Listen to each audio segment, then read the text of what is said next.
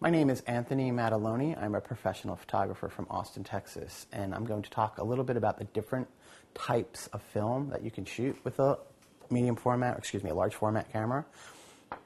It's 4x5. This is a piece of black and white film. Now, black and white film you could still buy, you could still develop it yourself, so it's very available, easily gotten. The other types of film that you can use with a 4x5 camera are color print film and chrome film. Now, this is where it gets kind of interesting, because if you look compared to a modern day digital print, a color print, even a very high-end one, compared to a print that was made with 4x5 chrome film, that's slide film, you're going to see differences. Some of them are subtle, and some of them are not so subtle. And that's one thing that really interests me as a photographer is, what is it? You know, what makes the difference? And it's not really so much of a better or worse.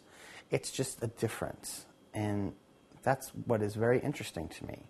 One other thing that is interesting to point out, that if you are going to shoot slide film or chrome film, sometimes it's referred to as E6 process film, you want to make sure your exposure is absolutely correct.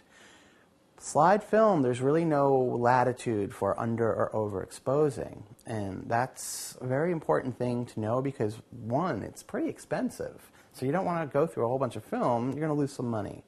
So you want to have a nice meter, a nice system of making an exposure that's going to be correct, and and everything will really work out for you. The other thing about chrome film, color film, is you might want to keep it in the fridge. That's a really good place. If it gets hot, you're going to have a shift, meaning your film is essentially gone bad. So that's some of the types of film that you can use with a 4x5 camera.